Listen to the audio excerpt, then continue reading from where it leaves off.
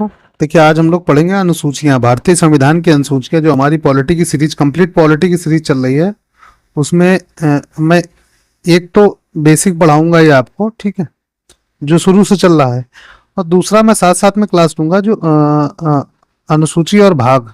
ठीक, आज मैं पूरी अनुसूची क्लियर करवा दूंगा, फिर अगले दिन से मैं भाग 1 से चालू करूंगा, ठीक है। और पर डे 10-15 मिनट की वीडियो मैं आपको दूंगा जो बहुत ही इफेक्टिव होगी, ठीक है। आज देखते हैं अनुसूचियां क्या है। तो देखो, जो किताबी भाषा होती है, ये होता है ऐसे प्रावधान जो किसी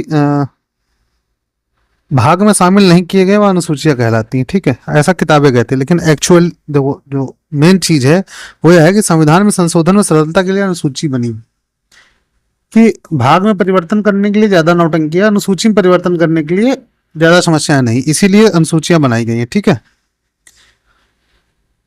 अब इसके माध्यम से ऐसे भी प्रावधान जोड़े जा सकते हैं जो संविधान में नहीं है, ठीक। ऐसे प्रावधान जोड़े जा सकते हैं जो पूर्व से संविधान में नहीं है।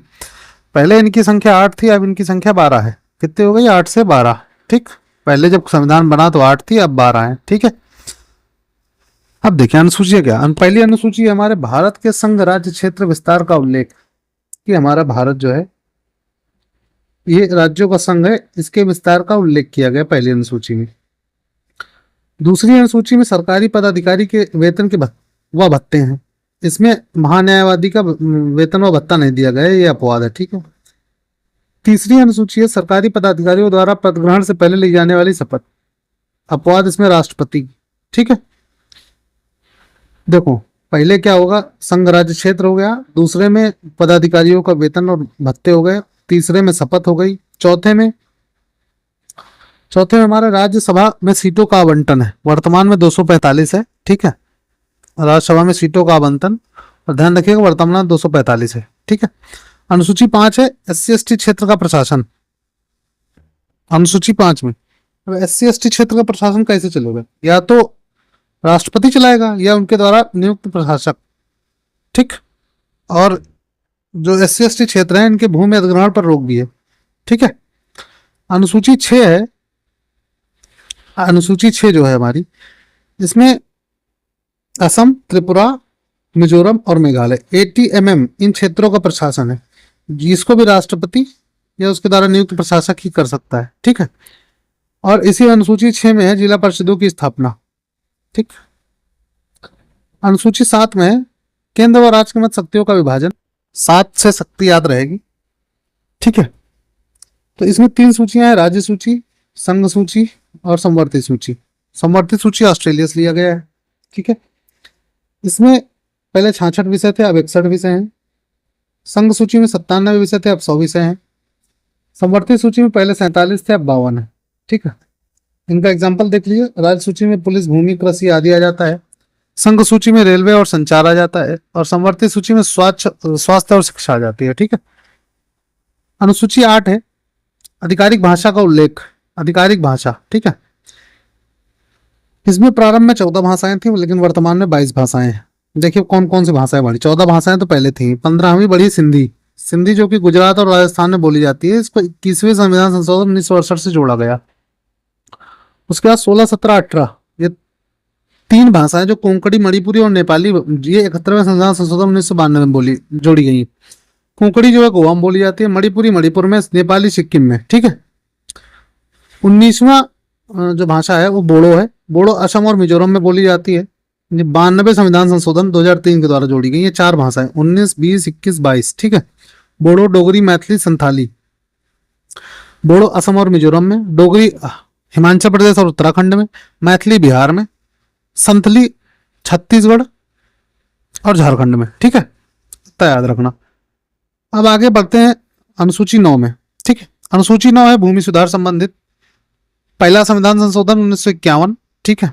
इसमें जमींदारी, जागीरदारी और चकबंदी शामिल की गई थी, और जमींदारी जागीरदारी की प्रथा का अंत किया गया था, ठीक है। प्रारंभ में गैरवाद था, ठीक।